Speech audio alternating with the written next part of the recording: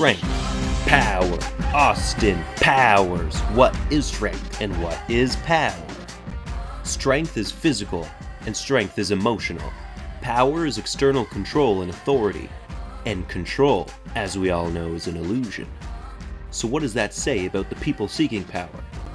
One could say they're chasing a fleeting dream, like chasing the pink dragon, something they might grasp for a moment or two before it disappears into a wisp of smoke. These two concepts of strength and power serpentine through each other, meeting in one field of thought and being completely separate in others. I was originally only going to talk about strength in this thought piece, but figured it'd be best to include power as well. The word strength is defined as... Wait, oh my god. There are too many definitions. I can't one-off this, you guys. Okay, so let's run off the list here. There are 12 definitions separated into 5 sections. Section 1. Definition 1. The quality or state of being physically strong. 2. The influence or power possessed by a person, organization, or country. 3. The degree of intensity of a feeling or belief. 4. The cogency of an argument or case. 5. The potency, intensity, or speed of a force or natural agency. Section 2. Definition 6. The capacity of an object or substance to withstand great force or pressure. 7.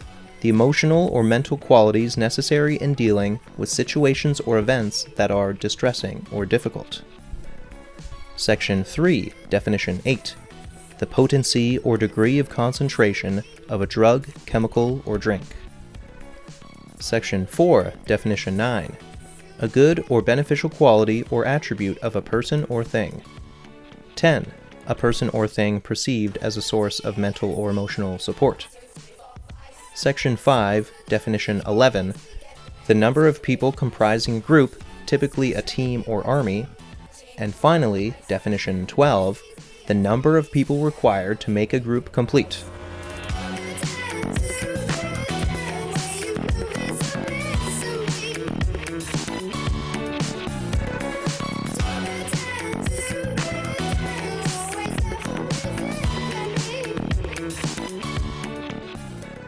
So what do these sections tell us about the nature of strength?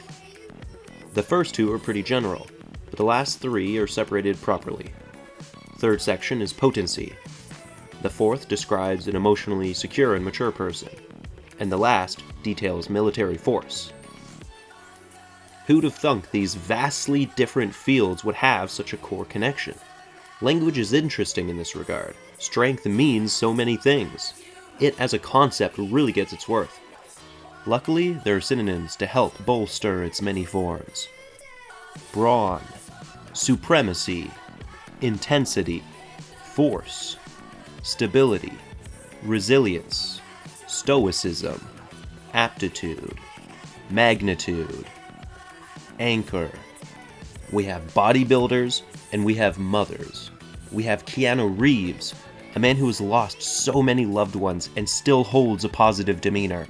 And we have life itself. Life is stronger than anything. Throw asteroids at Earth, and life is still here.